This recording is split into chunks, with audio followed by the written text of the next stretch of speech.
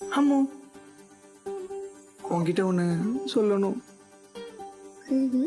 நாளைக்கு நான் ஆஃபீஸுக்கு போகணும்.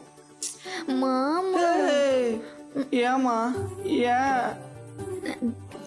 அடிப்பட்ட காயம் கூட இன்னும் வரல.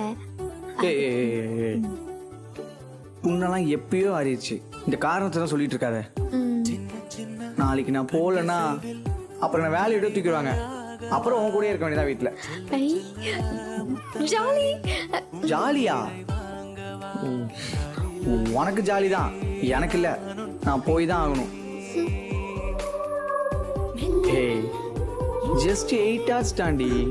8 hours? காலையில போயிட்டு நைட் வர போறேன். அப்புறம் என்ன? சரி ஒன்னா சீக்கிரமா வந்துடுறேன். போதுமா?